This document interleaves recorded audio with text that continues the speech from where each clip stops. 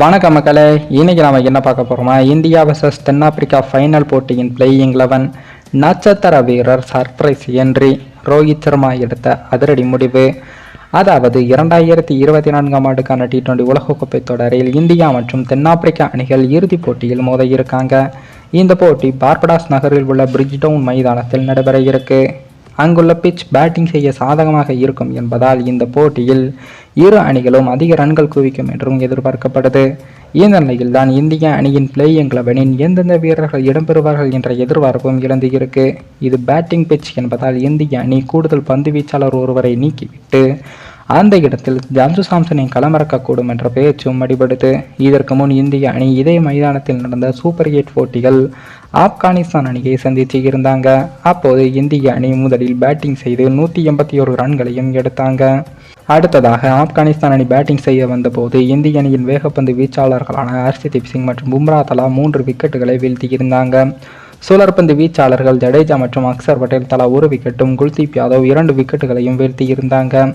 இதில் குல்தீப் யாதவ் 4 ஓவர்களில் 32 ரன்களை மட்டுமே விட்டுக் கொடுத்து 2 விக்கெட்டுகளையும் வீழ்த்தியிருந்தாங்க. அதாவது ஒரு ஓவருக்கு 8 ரன்களை விட்டுக் கொடுத்து இருந்தாங்க. எனவே இங்கு சுழற்பந்து வீச்சாளர்களால் ரன்களை கட்டுப்படுத்த முடியுமா என்ற சந்தேகமும் இருக்கு. எனவே குல்தீப் யாதவை நீக்கிவிட்டு அவருக்கு பதிலாக கூடுதல் பேட்ஸ்மேனாக சஞ்சு சாம்சனை ஆட வைத்தால் பேட்டிங்கில் அது இந்திய அணிக்கு பலம் சேர்க்கும் என்ற கருத்தும் நிலவுது. மறுபுறம் இந்திய அணியின் கேப்டன் ரோஹித் சர்மா அணியில் எந்த மாற்றமும் செய்யக்கூடாது என்பதில் பிடிவாதமாக இருக்காரு. அமெரிக்காவில் நடந்த குரூப் சுற்றுகளின் போதே 3 வேகப்பந்து வீச்சாளர்களும் வெஸ்ட் இண்டீஸில் நடந்த சூப்பர் 8 சுற்றில் கூடுதல் சுழற்பந்து வீச்சாளர் தேவை என்பதால் 3 சுழற்பந்து வீச்சாளர்களிடம் அணியில் இடம்பெற்று இருந்தாங்க. அமெரிக்காவில் முகமது சிராஜ் இந்திய அணியின் பிளேயிங் 11 இடம்பெற்ற நிலையில் வெஸ்ட் இண்டீஸ் நடக்கும் போட்டிகளில் அவர் நீக்கப்பட்டு அவருக்கு பதிலாக குல்தீப் யாதவ் சேர்க்கப்பட்டு இருந்தார்.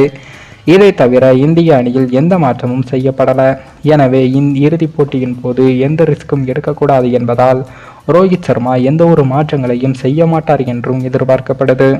அதன்படி தென்னாப்பிரிக்க அணிக்கு எதிராக ஆடவுள்ள இந்திய அணியின் பிளேயிங் 11 ரோஹித் சர்மா, விராட் கோலி, ரிஷப் பண்ட், சூரியகுமார் யாதவ், சிவம் துபே, ஹர்திக் பாண்டியா, ரவீந்திர ஜடேஜா, அக்சர் பட்டேல், குல்தீப் யாதவ், ஹர்ஷதீப் சிங், ஜஸ்பிரீத் பும்ரா ஆகியோர் இடம்பெற இருக்காங்க. மேலும் இந்த வீடியோ ஏதோ ஒரு விதத்தில் உங்களுக்கு பிடித்திருக்கும் என்று நினைக்கிறேன். நம்ம சேனலுக்கு புதிதாக வீடியோ பார்க்கிறீர்கள் என்றால் மறக்காமல் சப்ஸ்கிரைபர் செய்துவிட்டு பாருங்கள். இன்னொரு வீடியோவில் சந்திக்கும் வரை நான் உங்கள் தமிழ்.